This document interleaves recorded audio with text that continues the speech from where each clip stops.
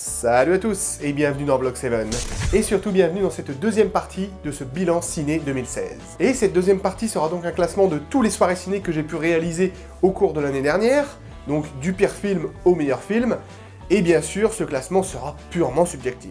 Bon bah du coup, let's go! Numéro 17. La cinquième vague de G. Blackson. Quand j'ai été voir le film en salle, je suis sorti de là en me disant ouais, j'ai vu un truc pas trop mal. J'ai eu l'occasion de le revoir au cours de l'année et clairement, je me suis fait chier. Je trouve que ce film est très mauvais. Scénaristiquement déjà, c'est pas tip top. On voit pas trop où ça veut en venir. Il y a quelques bonnes surprises quand même, mais franchement, c'est pas non plus un truc énorme. Et le pire du pire, c'est que le développement des personnages, il est catastrophique, il est niais. Le personnage de Chloé Grace Moretz, c'est vraiment pas intéressante. Elle peut paraître un petit peu touchante par moments quand il lui arrive un petit peu des choses dramatiques, mais clairement, le genre de personnage qui en rencontre un autre, en à peine 2 jours, hop, c'est bon, on couche ensemble direct, ça va pas, c'est clairement un mauvais développement de personnage, c'est beaucoup trop rapide, il n'y a aucune attache, aucune empathie, c'est n'importe quoi, je veux dire, il n'y a même aucune confiance entre les personnages, il n'y a aucune confiance à la base, et ensuite, faisons l'amour ensemble. Ce genre de choses ne fonctionne clairement pas et ça rend la chose trop niaise, limite la niaiserie de Twilight, c'est dire à quel point c'est ça quoi, donc c'est pour ça qu'il termine en dernier de ce classement parce que non, c'est pas vraiment un film que j'aurais envie de revoir personnellement, que je prendrais en tout cas plaisir à revoir. Numéro 16. Suicide Squad de David Ayer. Alors très clairement, si ce film ne s'est pas retrouvé dernier de mon classement, c'est tout simplement parce qu'il y a Harley Quinn et le Joker. C'est tout, c'est juste mon côté geek qui refait surface. Ce film est très mauvais, c'est un très mauvais travail d'écriture, un très mauvais travail de mise en scène, certains acteurs certains personnages surtout qui ne servent à rien en fait. J'ai trouvé que Margot Robbie se défendait plutôt bien en Harley Quinn, elle était un petit peu faux folle et totalement dérangée, elle le jouait très bien. Le Joker, Jared Leto, j'ai trouvé qu'il jouait plutôt bien, même si c'est vrai qu'il le surjoue peut-être un petit peu, mais ce que j'ai envie de dire, c'est que c'est un personnage iconique, le Joker, et je préfère qu'un acteur surjoue un personnage aussi emblématique que le Joker, plutôt qu'il fasse de la merde avec, personnellement. Donc, voilà, sa prestation ne m'a pas déplu, mais après voilà, c'est très clairement un mauvais film par son écriture, sa mise en scène qui est beaucoup trop rapide, je veux dire, on prend des personnages, les personnages de Suicide Squad, et on les fout comme ça dans le feu de l'action, pourquoi, comment, et en plus ils bronchent même pas, je veux dire, ça va clairement pas, c'est clairement pas un film sur des vilains, hein, de toute façon. C'est ça qui est le pire en fait, qu'ils ont trahi absolument tous les personnages, c'est que c'est un film sur des vilains qui sont attachants. Grosso modo, c'est ça. Donc au final, ça fait des sortes d'anti-héros qui sont héros malgré eux, quoi. Et ça fonctionne clairement pas, quoi. Fallait faire vraiment un truc un peu barré, un peu sadique sur les bords, un peu violent.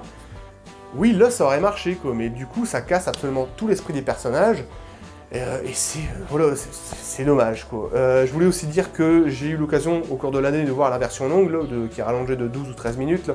Personnellement, j'aurais jamais cru dire ça un jour, mais la version longue est pire que la courte. Parce qu'ils ont rajouté des scènes qui ne servent à rien, ils ont rallongé des séquences pour donner un peu plus d'humour au truc, mais c'était inutile et c'était chiant. C'est chiant comme la mort, les dialogues sont vraiment mauvais dans cette version longue. Donc voilà, avoir une version longue pire que la courte, c'est quand même aberrant, donc c'est une déception totale pour moi, et moi qui justement avait placé Suicide Squad très haut, parce que j'aime bien justement cet univers et de faire un film sur des méchants, en particulier avec des méchants si badass que le Joker et Harley Quinn, enfin... C'était quelque chose de génial et ils se sont totalement plantés, donc voilà. Numéro 15. Indépendance des résurgences de Roland Emmerich. Petite déception, hein, clairement. Pour un film de Roland Emmerich, c'est quand même assez étonnant. Il y a des bonnes choses, il y a des trucs qui vont pas. Les trucs qui sont pas mal, je dirais que c'est les petites idées de science-fiction qui ont été mises dans le film. C'est-à-dire, je prends pour exemple le vaisseau qui permet de voyager de la Terre jusqu'à la Lune, sur leur base lunaire qu'ils ont établie, là, c'est vraiment intéressant, ce genre de choses. Après, je reproche 2 choses au film, et pour moi, c'est vraiment les 2 gros problèmes du film. C'est que, le premier, c'est que ce n'est plus un film catastrophe, c'est un film de SF. Clairement, hein, on passe vraiment On passe vraiment d'un genre à un autre, parce que le premier Independence Day, ce qui était génial, c'est que c'était vraiment un film catastrophe. Ici, il y a beaucoup moins de catastrophes et beaucoup plus de SF. Alors, personnellement, j'adore la SF, mais dans Independence Day, c'est pas ce que je veux voir, personnellement, donc voilà. Et le deuxième souci, c'est les personnages. L'écriture des personnages, mon Dieu, mais ils sont mal écrits. Ils sont mal écrits, ils sont limite ridicules. À part le personnage de Jeff Goldblum, hein, qui reprend donc le rôle du scientifique, là, de l'ingénieur, là, un petit peu, là, qui reste fidèle à lui-même, mais je veux dire, les autres, il y a des personnages qui ont été mis en avant, je pense au personnage du docteur, là, du scientifique. Pourquoi mettre ce personnage en avant? Pourquoi essayer de donner une empathie au spectateur en lui disant, voilà, ce personnage-là est gay, il est homosexuel, et il a une relation homosexuelle avec tel homme, et développer cette rôle, je vois vraiment pas l'intérêt, je veux dire, on s'en fout de ce personnage, on s'en fout du docteur, on s'en fout de savoir qu'il est gay, on s'en fout de... Pourquoi le développer lui, en fait? J'ai trouvé ça assez bizarre. D'autres personnages qui sont pareils, l'Africain qui se balade avec ses machettes, mais il ne sert à rien ce personnage. Ou pareil, celui qui le suit, le petit stagiaire qui suit partout le personnage de Jeff Goldblum. Pareil, qui est un peu un froussard, qui finit par devenir courageux, qui sort des répliques à 2 balles, il y a vraiment des dialogues qui sont très mal écrits, qui sont ridicules, voilà. Concrètement, les personnages sont très très mal écrits dans ce film, et voilà. Et les dialogues qui sont avec, c'est vraiment mauvais, c'est de la mauvaise écriture, personnellement, pour moi. Donc c'est ça que j'ai trouvé un petit peu dommage, et même s'il y a des bonnes idées, c'est une déception totale. Je rajouterais que ce qui est vraiment intéressant dans ce film, c'est que Roland Emmerich voit toujours plus grand. Toujours. Hein, et quand on voit que le vaisseau alien fait un tiers, voire même la moitié de la planète, c'est quand même super d'avoir ce genre de choses et d'avoir un réalisateur qui pense toujours plus grand, tout le temps. Et ça, j'ai trouvé ça vraiment intéressant, mais à part ça, sinon, c'est vraiment, pour le reste, c'est une déception. Numéro 14. Comme des bêtes, de Chris Renaud et Yarrow Cheney. J'ai personnellement adoré le concept de ce film. Le problème, c'est qu'ils l'ont un petit peu foiré quand même, dans le sens où c'est vachement intéressant de prendre des animaux domestiques et de voir un petit peu leurs activités quand leurs maîtres sont partis. Le petit souci, c'est que ici, l'histoire, c'est que on suit Max et Duke, hein, 2 chiens domestiques qui finissent par se perdre en plein Manhattan. Un New York superbement bien designé, hein, très très grand d'ailleurs, on voit un petit peu aller au niveau de l'œil de l'animal, forcément comme il est plus petit, lui il voit un petit peu le monde un petit peu plus grand que nous forcément, et donc c'est un Manhattan très très très très grand, très très vaste. Donc ça c'est plutôt une bonne chose. Le souci c'est que justement ils sont en plein Manhattan, c'est-à-dire qu'ils sont perdus, ces 2 chiens se perdent, et on les suit un petit peu, on développe un petit peu leur personnalité là-dedans. Et le souci, c'est qu'on ne voit plus trop les animaux domestiques. On s'axe plus sur des animaux sauvages, des animaux de la ville. Alors on les voit quand même un petit peu, les animaux domestiques, dans le sens où il y a toute une histoire parallèle toute une histoire parallèle au personnage de Max et Duke, justement, puisqu'ils sont recherchés par d'autres animaux domestiques. Donc là, c'est vraiment intéressant. C'est tous les passages les plus intéressants. C'est justement où on les voit aller d'appartement en appartement pour voir un petit peu ce que tous les animaux font, les réunions et tout ça, hop, on se réunit dans tel appartement, tous ensemble, on fait la fête. Ça, c'est génial. Mais voilà, c'est dommage parce que le concept est du coup sous-exploité et ils auraient justement dû faire un film uniquement sur des animaux domestiques et pas sur des animaux de ville. Voilà. Numéro 13. The Revenant d'Alejandro González Iñárritu. C'est un excellent film, il n'y a aucun doute là-dessus. C'est pas trop mon truc à la base, ce genre d'univers, c'est-à-dire de suivre des trappeurs, hein, au travers de cet univers-là, cet univers assez sauvage, quoi, quand même, dangereux. C'est pas trop mon truc, mais j'avoue que celui-ci est très très bien réalisé. Personnellement, j'étais déjà fan de Birdman, j'avais bien aimé la réalisation d'Alejandro Iñárritu. Et ici, je trouve qu'il a fait vraiment un putain de travail de mise en scène, surtout avec la scène de l'ours, hein, quand DiCaprio là, se fait attaquer par un ours. C'est super bien fait, c'est ultra réaliste, on s'y croirait quoi, presque, c'est impressionnant, ils ont vraiment été loin dans la violence, et j'ai trouvé ça intéressant, cette histoire de survie surtout, et de vengeance, parce que c'est vraiment un film qui s'axe sur ça, la survie et la vengeance. Donc oui, c'est un très très bon film, et Leonardo DiCaprio, qui a reçu d'ailleurs un Oscar hein, pour son rôle, je pense que oui, il le mérite hein, quand même, clairement, parce qu'il a délivré une bonne prestation, j'ai l'impression, donc voilà. Numéro 12, Captain America Civil War de Joe et Anthony Russo. Un des Marvel que j'ai préféré, quand même, dû à son réalisme déjà et à son humanité, parce que je le trouve beaucoup plus humain que les autres Avengers. Ce qui était pas mal, c'est que ici le gouvernement décide que les Avengers doivent rendre des comptes, et du coup certains Avengers sont d'accord, d'autres non, du coup forcément ça va créer des petites tensions entre eux.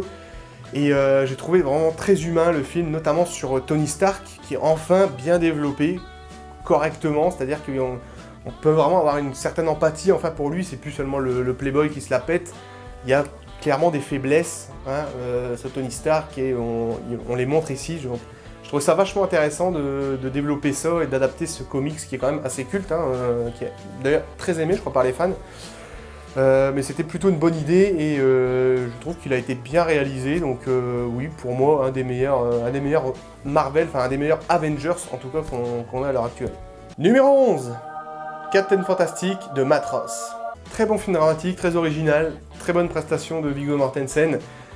C'est vraiment un film intéressant dans le sens où c'est vachement bien de voir qu'on peut s'intellectualiser même en étant en dehors de la société, parce qu'au final les enfants qui sont éduqués dans les bois, quoi, du coup ils vivent de cette façon-là, hein, d'une manière quand même assez limite préhistorique, quoi, je dirais. Mais de les voir aussi intellectualisés, c'est quand même assez impressionnant, qu'ils sont aussi intellectualisés que les gens qui sont civilisés, peut-être même encore plus, parce que c'est vraiment le truc qui est prouvé dans le film, dans certaines scènes, justement, que les enfants sont très intelligents, et j'ai trouvé ça pas mal aussi de voir comment ils peuvent évoluer en société, leur ressenti par rapport à leur vie qui est un petit peu atypique, quoi, du coup, et de voir un petit peu comment ces enfants vont, en grandissant, en étant adolescents, tout ça, en se posant plein de questions, vont voir un petit peu le monde, et vont se dire, bon bah voilà, est-ce que je veux rester toujours dans mon petit cocon familial très atypique, très préhistorique, ou est-ce que je veux clairement vivre dans un monde plus civilisé, et rencontrer des gens, et avoir accès à un peu plus de culture, et vivre les choses, quoi, tout simplement. Je trouvais ça vachement intéressant, donc c'était un très bon film qu'a réalisé Matt Ross. Numéro 10, Deadpool de Tim Miller. What the fuck? Ouais, c'est du Deadpool, donc j'ai le droit d'être vulgaire. Il est absolument génial ce Deadpool. Forcément, ils l'ont classé R aux États-Unis, heureusement, hein, parce que faut vraiment mettre une interdiction assez élevée dans le genre où c'est quand même un personnage hyper vulgaire, totalement pervers, dérangé, c'est totalement barré comme truc, même dans la mise en scène. Dès le générique, on voit tout de suite que le film va être totalement dérangé, ça va être vraiment un Marvel totalement différent de ce qu'on a l'habitude de voir. Donc le classé R, c'était vraiment nécessaire, et ça fonctionne très bien quand on voit aussi que le scénario, que le personnage n'a pas vraiment de but de super-héros, c'est-à-dire que c'est un personnage qui doit juste régler ses comptes avec un autre gars, quoi. C'est tout, et en faire un très bon film sur ça, c'est quand même impressionnant, donc voilà, il est ultra cool, sa façon de briser le quatrième mur constamment, c'est génial, et encore, j'aurais aimé qu'il le fasse même encore plus que ça. Je sais pas s'il le fait autant dans le comics, mais en tout cas, j'aurais aimé qu'il le fasse encore plus, parce que c'est génial d'avoir un personnage comme ça qui brise le quatrième mur, qui sort vraiment des conneries, d'autres conneries qui sont liées justement au cinéma, aux autres franchises de Marvel. Je trouve ça génial. Personnellement, c'est un très bon film, et j'ai très hâte de découvrir la suite aussi. Numéro 9, Un homme à la hauteur de Laurent Tirard. Voilà une très bonne petite comédie romantique française. Personnellement, quand j'ai vu la bande-annonce, je me suis dit oui, celui-là, faut que j'aille le voir en salle parce que ça va être génial. J'aime beaucoup Jean Dujardin déjà, Virginie Efira qui joue très bien, qui est une très belle femme aussi, donc j'aime beaucoup la voir à l'écran et la voir justement jouer subtilement avec Jean Dujardin. Leur relation, elle était quand même assez mignonne. J'ai trouvé ça franchement bien joué, bien interprété, et l'histoire, le concept de prendre un homme de petite taille avec une femme qui est très classe, qui travaille dans un cabinet d'avocat, tout ça, Voilà, c'est clairement une bonne histoire, c'est clairement un bon concept. Le petit souci, la petite chose que je vais lui reprocher, c'est qu'il n'est pas très drôle. Ça manque cruellement de trucs comiques. Il y a des trucs comiques qui sont, mais qui sont pas très, voilà, qui vont pas plus loin que ça malheureusement et qui m'ont pas trop fait marrer. C'est ça qui est un petit peu dommage, c'est que ce film aurait dû avoir justement plus de péripéties, un petit peu drôle. Mais voilà, à part ça, c'est un film totalement cliché, hein, c'est vraiment de la comédie romantique de base, mais qui fonctionne très très bien. Numéro 8. Les Animaux Fantastiques de David Yates. J'ai beaucoup aimé ces Animaux Fantastiques, j'ai beaucoup aimé déjà parce que j'aime beaucoup déjà l'univers d'Harry Potter, et surtout que c'est écrit par J.K. Rowling, le premier script cinématographique de J.K. Rowling, qui cette fois-ci a privilégié la pellicule au papier, ce qui est assez étonnant. Alors je sais qu'elle est en train d'écrire le roman, hein, mais du coup elle s'est plus axée sur le cinéma que sur la littérature, pour une fois, donc c'était plutôt intéressant. Ce que j'ai adoré dans le film, c'est l'écriture du scénario, l'écriture des personnages, qui est excellent. Les personnages sont tous excellents, sont tous attachants. Newt, hein, ou Norbert hein, en français, parce qu'il n'y a pas le même nom aux États-Unis, en France, c'est assez bizarre, mais bon, pourquoi pas. Newt est très bien écrit, même si j'espère qu'il sera un peu plus nuancé en termes de personnalité dans les suites. Tina, également, sa sœur aussi, Queenie. J'ai adoré le personnage de Queenie. Je connais pas trop l'actrice personnellement, ça me dit rien du tout, mais elle joue très très bien. Queenie, c'est toujours très joviale, très souriante, très pimpante.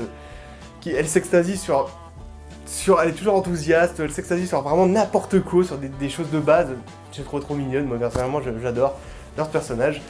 Voilà, donc très bonne écriture niveau personnage. Par contre, je vois pas trop où J.K. Rowling va vouloir en venir avec ces Animaux Fantastiques, parce que clairement, ils ont de l'intérêt dans ce film-là, mais seulement je vois pas trop l'intérêt qu'ils vont avoir dans les autres films, surtout avec l'intrigue de Grindelwald, parce qu'il y a vraiment deux intrigues bien distinctes. C'est la récupération des animaux de Newt, qui doit tous les récupérer pour les remettre dans sa boîte de Pandore, en quelque sorte. Et l'autre intrigue, un peu plus sombre, je dirais l'intrigue façon Voldemort, on va dire, toute l'intrigue de Grindelwald, du coup, qui est très différente de l'intrigue de Newt, et qui est un petit peu séparée, même sur les bords, même si scénaristiquement ça finit par se rejoindre, hein, forcément. Mais je vois pas trop en quoi les Animaux Fantastiques vont servir, parce que en l'occurrence ils sont ici pacifistes, donc je vois pas trop en quoi ils vont servir dans l'intrigue de Grindelwald. On verra bien. Bon, personnellement c'est J.K. Rowling qui écrit, donc je m'inquiète pas trop. On a l'habitude d'être totalement surpris avec son écriture, c'est vraiment une très bonne écrivaine, donc j'ai très hâte de découvrir les suites, même si je vois pas trop où elle veut en venir. Mais bon, on verra bien. Numéro 7. The Neon Demon de Nicolas Winding Refn.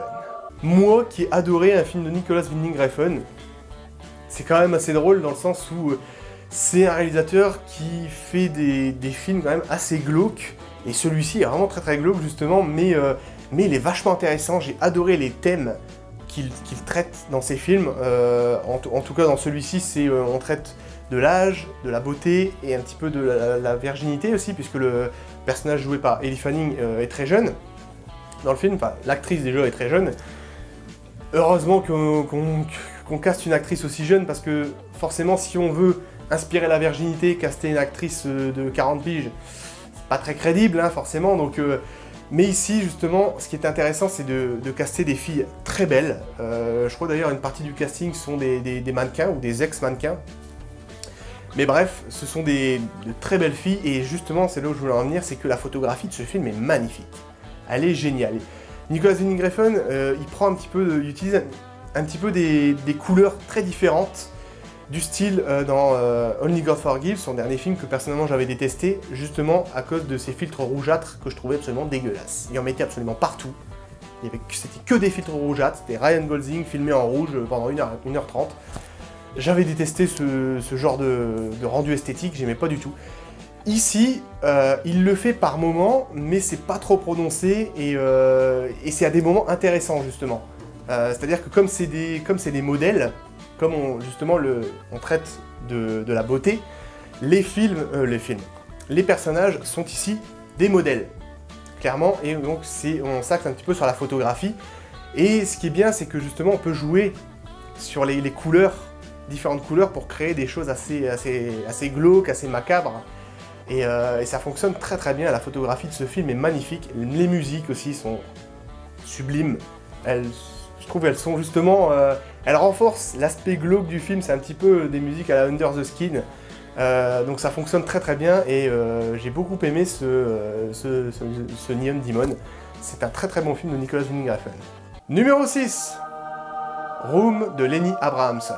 Alors très clairement, j'ai surkiffé parce que le concept du film est génial, la prestation de Brie Larson est là également, mais j'ai adoré le fait qu'on fasse un très bon film avec une première partie, et enfin carrément la moitié du film même, je dirais, se déroule dans une pièce de 10 mètres carrés, même pas 10 mètres carrés, encore je suis gentil, peut-être la moitié de ça, carrément, une pièce de 5 mètres carrés quoi, qui...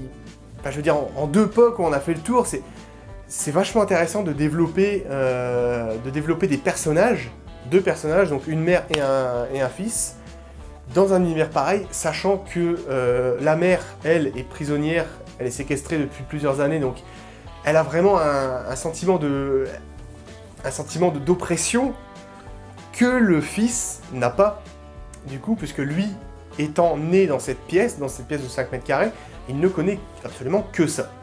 Du coup, elle aspire à la liberté, alors que lui ne connaît rien du monde extérieur. Et ce qui est intéressant, c'est que le premier acte et le deuxième acte sont très importants l'un de l'autre, et sont limite essentiels, dans le sens où on va voir un petit peu comment la mère va réagir quand elle va retrouver la liberté, et voir aussi la réaction du fils, qui lui va forcément découvrir ce nouveau monde, puisque elle le redécouvre au final, parce qu'elle a déjà grandi dans cet univers, elle sait qu'il y a quelque chose en dehors de cette pièce, donc elle le redécouvre, mais lui le découvre, et c'est intéressant de voir un petit peu la façon dont ils sont traités dans le dernier acte du film, du coup. Donc c'est un très très bon film, j'ai adoré, et personnellement, si je devais choisir la partie que j'ai préférée, c'est clairement toute la partie où ils sont dans cette pièce, tout le concept de base. Je trouve que ça fonctionne super bien. Numéro 5, Rogue One, A Star Wars Story de Gareth Edwards. Comme je l'ai dit dans mon soirée ciné, un des meilleurs Star Wars de la franchise, clairement. C'était intéressant justement de développer des personnages qui soient uniquement des rebelles, et ne plus trop s'axer sur la force et les Jedi et tout ça. Alors, j'aurais vraiment pas pensé justement aimer ce genre de choses, dans le sens où moi, ce que j'attends d'un Star Wars, c'est plus la force, les Jedi, les Sith, les sabres laser, ce genre de choses. Moi, je préfère ça. Mais du coup, là, ils ont fait un film beaucoup plus réaliste, parce que ça s'axe beaucoup plus sur la guerre. Il y a une énorme peur de l'Empire, un peu à la manière du Troisième Reich. On ressent vraiment l'inspiration de Lucas, donc l'inspiration première de Lucas qui étant la Seconde Guerre mondiale, hein, le régime nazi, les Juifs, la déportation des Juifs, ce genre de choses. Et ici, ça se ressent beaucoup plus que dans les autres films. J'ai trouvé ça vachement intéressant. Le personnage de Vador aussi, qui est très bien développé, dans le sens où il est très peu présent dans le film, mais on sent quand même son aura de terreur. On sait que derrière l'Empire se cache Vador, et c'est lui qui dicte un petit peu ses lois, quoi. Donc, il y a vraiment un sentiment de peur à ce niveau-là, au niveau de Vador, même si on le voit très peu, quoi. Il y a vraiment une aura assez intéressante, et le peu qu'on le voit, c'est absolument c'est dantesque. Moi, j'étais sur mon siège en étant là, c'est quand même assez impressionnant, les scènes sont très très bien réalisées. J'avais peur aussi que Gareth Edwards fasse ce qu'il avait fait sur son Godzilla, c'est-à-dire que il nous mette trop de peur, parce que clairement Gareth Edwards c'est un bon réalisateur, mais c'est un réalisateur qui s'axe beaucoup plus sur l'horreur. Et étrangement dans Rogue One ça fonctionne très bien, parce qu'il y a vraiment un sentiment de peur au niveau de l'Empire. Dans Godzilla je trouvais que ça fonctionnait clairement moins, parce que Godzilla c'est plus pour moi un film catastrophe, un film de monstre où on doit voir le monstre et non pas seulement avoir peur du monstre, il faut le voir. Mais ici dans Rogue One ça fonctionne super bien. Et je dois rajouter aussi que j'étais très content que Disney ait pris quand même certains risques en mettant des intrigues un peu plus dramatiques que de faire du Disney classique et faire des trucs assez légers. Et donc voilà, ils ont pris quelques risques, et ça fonctionne très très bien. Numéro 4. X-Men Apocalypse de Bryan Singer. J'ai très clairement surkiffé ce X-Men Apocalypse parce que Apocalypse est génial, c'est un personnage super bien écrit et Bryan Singer a réussi à lui donner un sentiment de gigantisme hors norme. Quand on voit, je prends l'exemple de la scène où il se réveille, qu'il y a une secousse sur absolument toute la planète et que tous les personnages le ressentent même à l'autre bout de la planète, c'est quand même impressionnant, voilà, de se dire, voilà, on a réveillé vraiment le type, le mutant ultime, quoi, la mort incarnée. C'était vraiment, il y a vraiment un sentiment de terreur comme ça qui était vraiment prenant, et j'ai vraiment bien aimé aussi son langage, sa façon de parler, très classe, très poétique, philosophique, très shakespearien, hein, comme dirait Oscar Isaac, son interprète. Voilà, j'ai trouvé ça vraiment génial. Par contre, ce que je reproche un petit peu, mais là, par contre, je lui reproche sans lui reprocher à Bryan Singer, parce que je le comprends tout à fait, c'est que le contexte politique qu'on avait dans tous les X-Men est beaucoup moins présent ici. Il est un petit peu présent quand même, mais beaucoup moins. Et je comprends dans le sens où il y a beaucoup de scènes avec Apocalypse et qu'il a voulu vraiment bien miser sur le personnage. Nous mettre beaucoup de scènes dans le sens où voilà, c'est le méchant ultime et il faut le voir, quoi, carrément, faut le regarder parce qu'il est impressionnant. Donc je comprends que Bryan Singer n'ait pas eu trop le temps de placer un contexte politique derrière. Et voilà. Apocalypse, il est génial. J'ai beaucoup aimé aussi le Magneto, qui est ici encore une fois de plus brisé et qu'on revient, on revient un petit peu sur son passé, sur son passé dramatique, je dirais. Donc qui étudie un petit peu ses faiblesses justement pour le rendre plus fort. Enfin, c'était vachement intéressant le développement des personnages et voilà, j'ai beaucoup aimé ce X-Men Apocalypse et je dirais même que c'est un des meilleurs de la franchise X-Men. Numéro 3. Premier contact de Denis Villeneuve. Voilà, c'est du Denis Villeneuve, c'est un très bon film en termes de mise en scène, en termes de musique, en termes d'écriture. C'est vraiment une tuerie totale ce film, c'est un film quand même assez ésotérique, hein. Il est très très intellectuel, hein. Faut vraiment, ils ont poussé la chose quand même assez loin. Alors c'est adapté d'une nouvelle, hein, qui est une nouvelle qui est beaucoup plus centrée sur l'humanité que sur la SF. Du coup ici, apparemment faire un film qui soit entièrement humain, c'était pas trop possible, il fallait quand même qu'il y ait un gros contexte science-fiction derrière, mais le film reste quand même très très humain. Le personnage d'Amy Adams par exemple en est l'exemple type justement de cette humanité, de cette femme. C'est clairement ce genre de personnage moi, que j'adore, et que Amy Adams a interprété superbement bien. Elle va découvrir, c'est vraiment une linguiste très intelligente qui va faire justement des recherches et essayer de découvrir un petit peu, de décoder le langage des extraterrestres. Donc c'est un film qui traite aussi bien, je dirais, du rapport entre les gouvernements, puisque forcément ça englobe un petit peu le monde entier. Donc c'est un film qui traite des rapports gouvernementaux et de l'étude du langage. Et c'est très très très très très intéressant. Franchement, c'est super intéressant. Après, je peux pas en dévoiler plus sans spoiler. Dans mon soirée ciné, justement, j'ai fait une grosse analyse dans la partie spoil pour dévoiler justement un petit peu la fin et expliquer pourquoi ce film ressemble beaucoup, est un mix, hein, je dirais, un petit peu entre Contact et Interstellar. C'est vraiment ce mélange de genres et c'est très très intelligent et voilà. C'est un film que je surkiffe personnellement et que je reverrai avec un très grand plaisir. Numéro 2. Batman v Superman, l'aube de la justice de Zack Snyder. J'ai surkiffé Batman v Superman par son ton dramatique, par son ton très, très sombre et par tout le côté intelligent, parce qu'il est très très intellectuel. Il y a quelques défauts, mais ce que je veux dire, c'est que c'est quand même un film très très intelligent. Il y a une profondeur de personnage qui est absolument hors norme. Du style, je prends l'exemple de Bruce Wayne ou de Clark Kent qui sont superbement bien développés. Bruce Wayne qui est encore très très affecté par la mort de ses parents. Il y a un rapport maternel très important dans l'intrigue, justement, que ce soit dans le développement du personnage de Bruce Wayne ou de Clark Kent. Martha Kent et Martha Wayne sont très importants au développement de l'intrigue et au développement des personnages.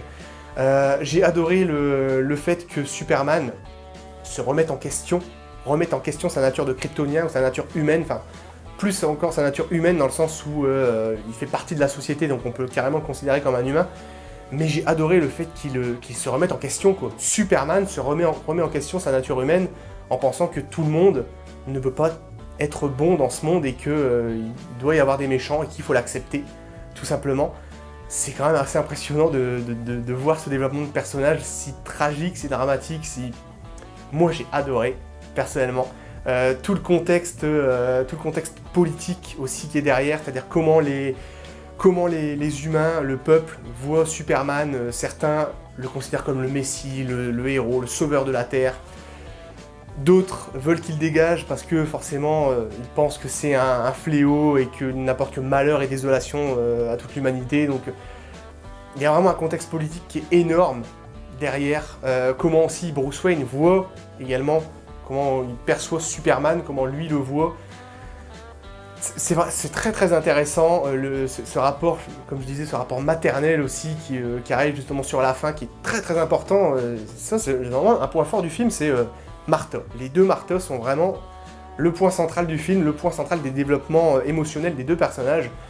Et j'ai trouvé ça très très bon, quoi. Je trouve ça très très bon. Après c'est vrai qu'il y a des petits problèmes de mise en scène. Personnellement, il y a des trucs où moi-même j'aurais fait différemment. Moi-même j'aurais pensé, je me serais dit non, je n'aurais pas fait comme ça, j'aurais fait un truc beaucoup mieux. Il y a des trucs voilà, du style, quand Batman rêve, fait des rêves plus ou moins prémonitoires, j'aime pas ce genre de truc dans le sens où c'est pas expliqué. Alors qu'il fasse des rêves prémonitoires, je veux bien, ok, mais il faut l'expliquer. Pourquoi Bruce Wayne fait des rêves prémonitoires? Je veux dire, il n'y a pas de pouvoir, c'est Batman, il n'y a jamais eu de pouvoir.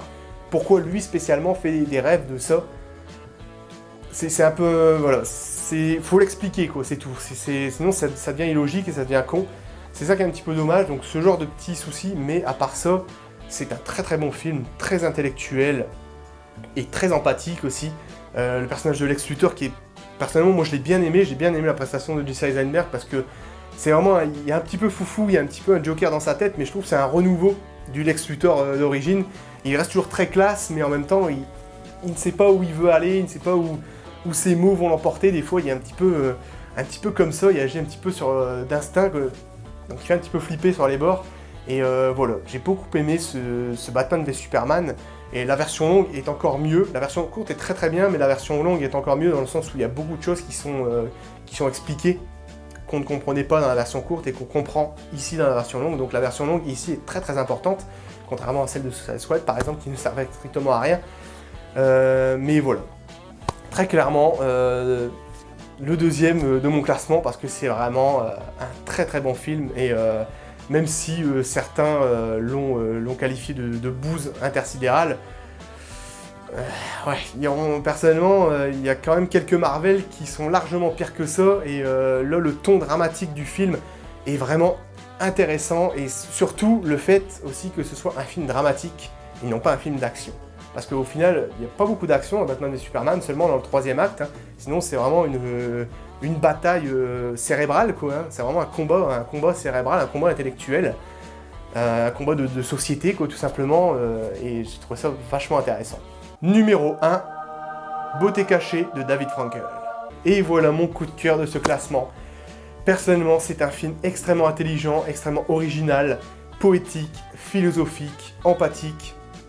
J'ai surkiffé la prestation de tous les acteurs, parce qu'il y en a vraiment beaucoup, hein. C'est un film un petit peu choral, mais sans trop l'être, je dirais. C'est-à-dire que le personnage principal, c'est Will Smith, et tous les autres personnages sont très bien développés, mais ils sont toujours développés toujours en étant en adéquation avec le personnage principal. Et j'ai trouvé ça vachement intéressant, toutes les idées philosophiques du film. Je peux même pas en parler trop, dans le sens où c'est un film dramatique qui est surprenant, en fait. Et surprenant par son écriture. Il y a vraiment des trucs qui, pour un film dramatique, m'ont surpris. Pourtant, un film dramatique, c'est un petit peu toujours la même chose. Ce que je veux dire, c'est un film dramatique, c'est... on essaye toujours de donner une certaine originalité en faisant des trucs différents, des personnages issus de milieux différents.